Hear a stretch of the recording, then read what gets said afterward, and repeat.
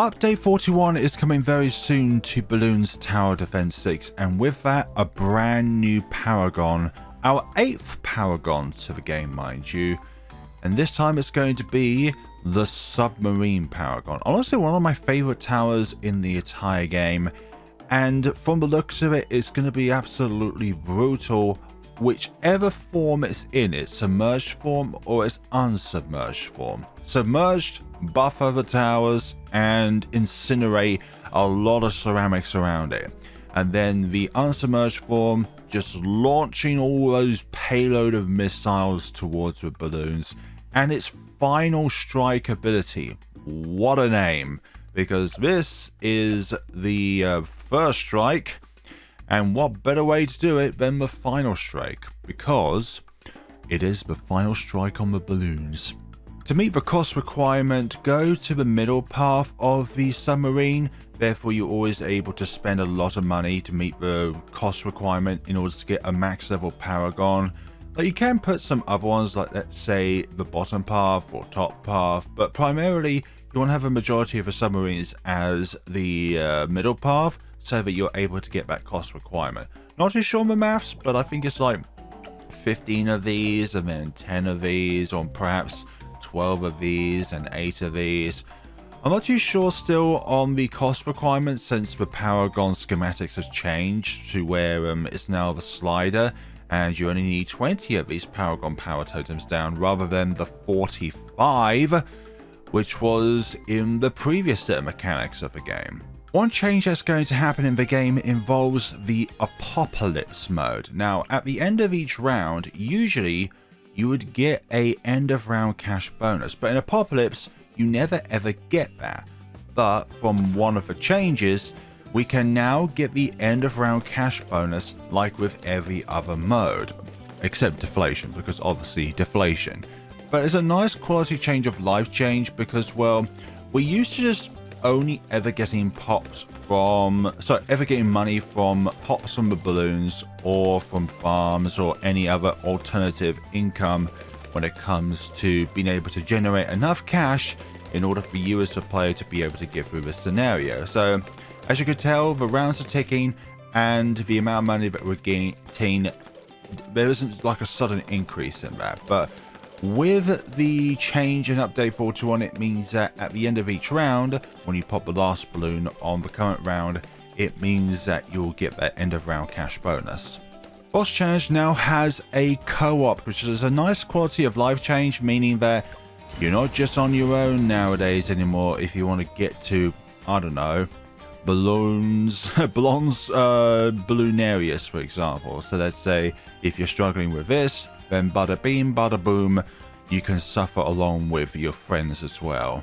The last change is going to be relating towards chimps, in which we're going to be talking about in the video. So usually in chimps, if you let a single balloon leak, so let's say if we try and do bizarre chimps, if we get to the end of a round and a single balloon leaks, well, we obviously lose that heart. I'm trying to fail here. Sorta, you're doing too well. There we go. Let a single balloon leak, and it's going to be similar to a challenge editor scenario where there's going to be additional button where you are able to retry the current round or retry the last round.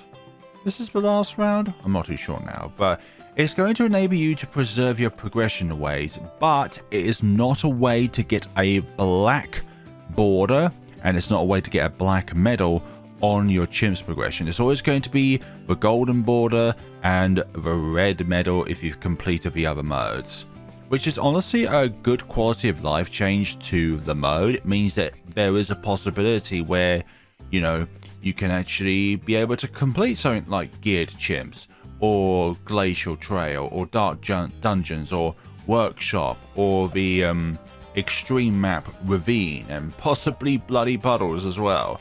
It's like, chimps as a mode is too elitist for beginning players to try and encroach it. So when it comes to always losing your progress, no matter what kind of setup you got going on, it's really infuriating where you put all those towers down and then you wasted 20-25 minutes knowing that on round like 98 you just lose all of that progression, mainly due to, let's say, an ability timing mishap or a targeting priority that needs to be adjusted on a particular tower. It's like all these little things can add up to either you succeeding or failing in a chimps run. So you now have a chance of being able to get that little star popped up so that there is a medal there just below the impoppable medal.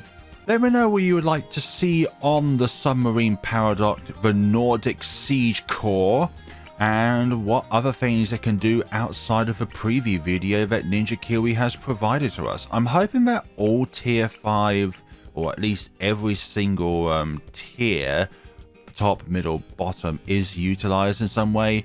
Top is definitely utilized because when it's submerged, it melts everything around it. When it's unsubmerged, it can hopefully use the other two, let's say the retry and the additional mob damage of the bottom path, and then the sheer damage of the middle path here with the missiles. Thank you all so much for watching, everybody. Please be sure to use my creator support code if you're ever in the store, if you want to get some goodies that will help you get towards your Submarine Paragon in any way, shape or form. Although Instant Monkeys, they don't contribute really towards the monetary requirements for the Paragon, because every time you plop one down, unless you get any upgrades to it, its sellback rate will always be 0. Thank you all so much for watching, everybody. And please be sure to know, or let me, who has the top hierarchy within the Navy once the Submarine Paragon comes out? Is it Admiral Brickle, or is it one of these two Paragons over here? This will soon be purple background, just like this, with a purple rectangle and these weird symbols over here. The greatest thing ever to float on water. I wonder what the description of the Nautic Siege Core will be. I hope it doesn't just say Titan. Thank you ever so much for watching, everyone, and take care of yourselves.